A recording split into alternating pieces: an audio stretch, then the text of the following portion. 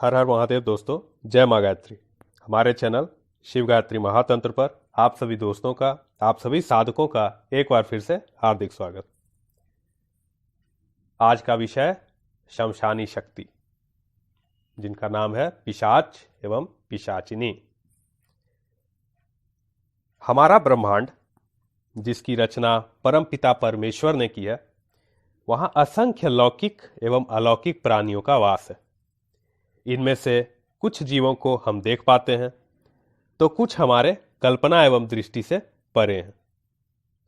कई बार प्राणियों द्वारा कुछ ऐसे कृत्य हो जाते हैं जिनका उन्हें जरा सा भी आभास नहीं रहता कि इन कृत्यों का फल उन्हें किन किन रूपों में चुकाना पड़ सकता है।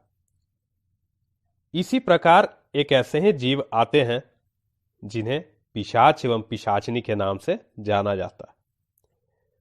तो अब प्रश्न आता है, कौन होते हैं पिशाच एवं पिशाचिनी? पिशाच एवं पिशाचिनी एक अलौकिक सूक्ष्म रूपी अतृप्त आत्माएं होती हैं, जिनका सद्गति उनके द्वारा किए गए जीवन काल में बुरे एवं बेहद घिनौने कर्मों के कारण नहीं हो पाता है। पिशाच इनका नर रूप होता है, जबकि पिशाचिनी इनके स्त्री रूप को कहा जाता है। आइए हम जानते हैं कि कौन बनते हैं पिशाच एवं कौन बनती हैं पिशाचिनी।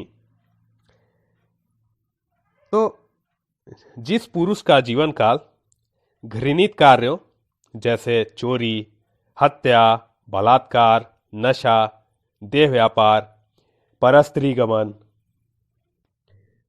गमन का अर्थ होता है पराई स्त्री से संबंध, विश्वासघात इत्यादि में ही केवल बीता हो और अंत में उसकी अकाल मृत्यु जैसी दुर्गति हो, वैसे पुरुष मृत्यु उपरांत पिशाच योनि में जाकर पिशाच बन जाते हैं।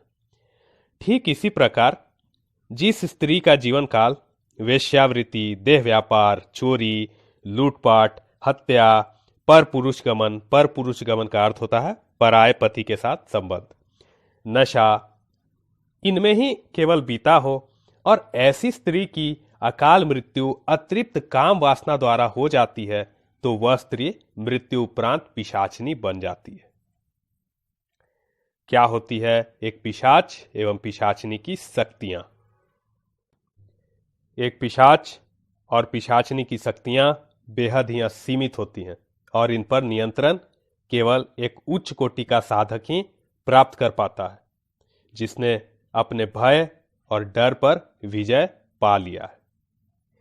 पिशाच एक 100 किलो तक के पेड़ को भी चुटकी बजाते उखाड़ सकता है, साथ ही यह 100 प्रेतों से अकेला निपट सकता है।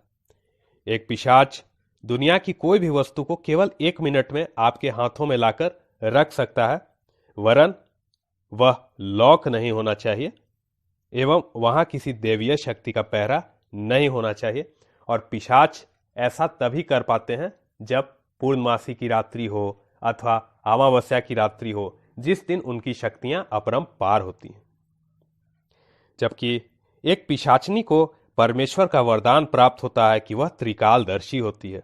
एक पिशाचिनी किसी भी व्यक्ति का भूत, भविष्य, वर्तमान बिल्कुल सटीक बता सकती है।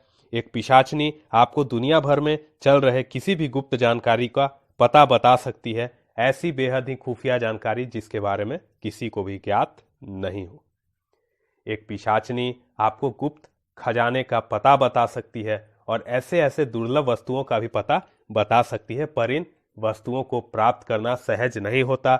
ऐसी दुष्कर वस्तुओं का यह प्रलोभन दिखाकर अपने साधक को फंसा देती है। बाद में उस साधक का या तो मृत्यु हो जाता है अथवा वह पागल ही हो जाता है। एक पिशाचिनी 10 डायनों को बेहद ही आसानी से हरा सकती है, साथ ही 100 चुड़ैल भी एक पिशाचिनी का कुछ नहीं बिगाड़ सकती। अब हम लोग जानते हैं पिशाच एवं पिशाचिनी का स्वरूप। पिशाच और पिशाचिनी संसार में किसी का भी रूप हो उसे आसानी से धारण कर सकते हैं और साथ ही यह दुर्लभ से दुर्लभ कार्यों को भी करने में सक्षम होते हैं। इनका स्वरूप बेहद डरावना होता है। शरीर की चमड़ी मोटी और उखड़ी होती है, आंखें सदैव लाल, नुकीले दांत, लंबे बाल, नाखून एवं घने बाल होते हैं। पर सबसे बड़ी बात यह है कि एक पिशाच और पिशाचिनी कितनी भी खतरनाक क्यों न दिखती हो या दिखता हो, वह अपने इस डरावने रूप को किसी के भी रूप से परिवर्तित कर सकती है। ऐसा करने से एक पिशाच और पिशाचिनी किसी को भी आसानी से भ्रमित कर सकते हैं। एक पिशाच और पिशाचिनी का भोजन क्या होता है? एक पिशाच और एक पिशाचिनी का जो सबसे प्रमुख भोजन होता है वह होता है रक्त, जिसे हम खून के नाम से जानते हैं।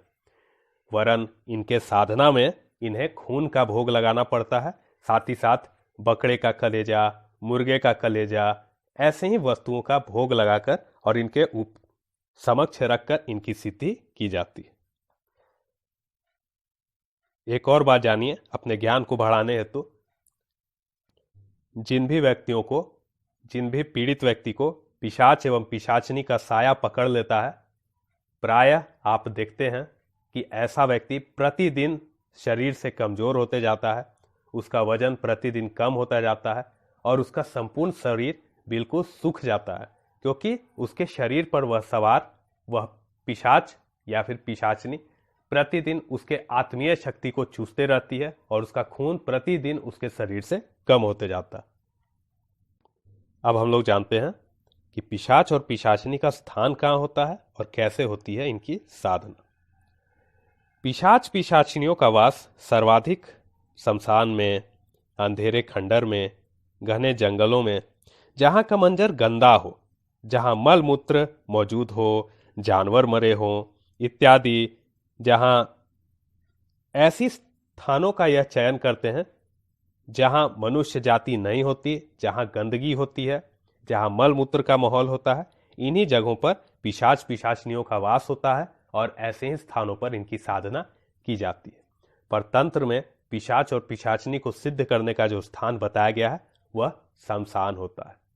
शमशान में पिशाच पेड़ों के ऊपर वास करते हैं, तो पिशाचिनियां जो है वह मुर्दे के छाती पर बैठकर और उसी स्थान को अपना आसन बनाती है। पिशाच और पिशाचिनियों की साधना बेहद ही खतरनाक, उग्र और भयानक साधनाओं में से एक होती है, जिसमें गलती का केवल एक ही परिणाम होता है और वो होता है मौत।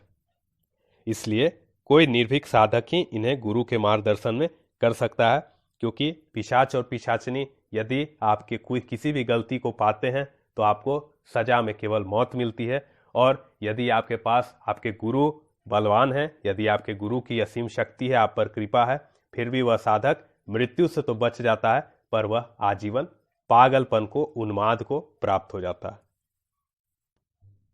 एक पिशाच और पिशाचिनी को सिद्ध करना बेहद ही कठिन कार्य होता है, जिसमें महीनों तक शमशान में, वीरान में, डरावने मंजरों में मंत्र जप करना होता है और जिसमें उनकी बेहद ही कठिन परीक्षा होती है, जिसमें गलती का अर्थ केवल मौत है। यदि गुरु शक्तिशाली हो फिर भी साधक मृत्यु से तो बच जाता है, पर आजीवन पागलपन को प्राप्त हो जाता है और उसके उपरांत उसके ठीक होने की जो संभावना है वो बिल्कुल न के बराबर होती है।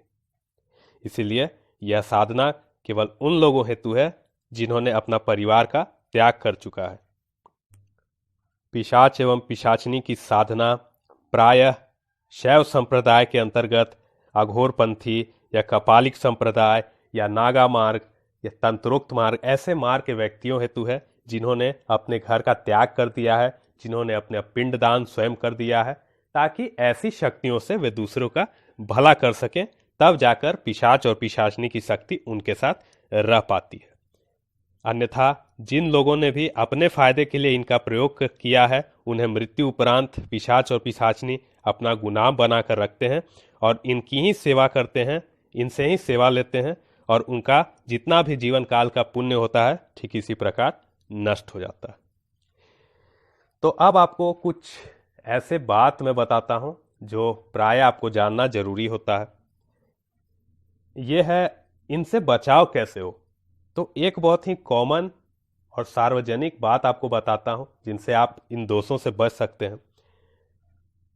प्रायः ऐसे वीरान स्थान, ऐसे वीरान पेड़, खंडर, शमशान, इनके इर्द गिर्द मल मूत्र विसर्जन प्रायः कभी भी नहीं करना चाहिए, क्योंकि हमें नहीं पता होता है कि किस स्थान पर यह शक्तियां वास कर रही हैं और हमारे द्वारा की गई एक भी गलती से हम इनके शिकार बन सकते हैं।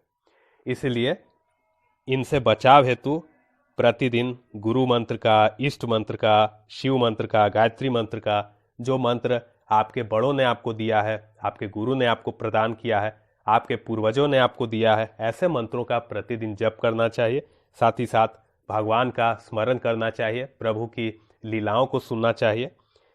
गलत कार्य कभी भी न करें, सदा अच्छा कार्य करें। सदा गुरु, ईश्वर, माता पिता एवं गौ माता की सेवा करें।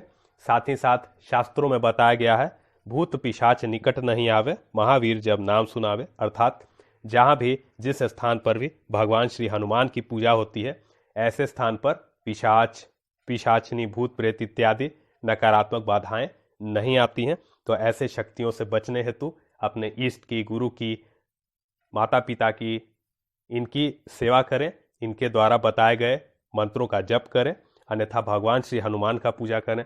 आशा करते हैं कि आज शमशानी शक्ति के अंतर्गत पिशाच, पिशाचनी पर आधारित यह वीडियो का ज्ञान आपको पसंद आया होगा। तब तक के लिए हर हर महादेव, जय मां गायत्री, जय जय गुरुदेव।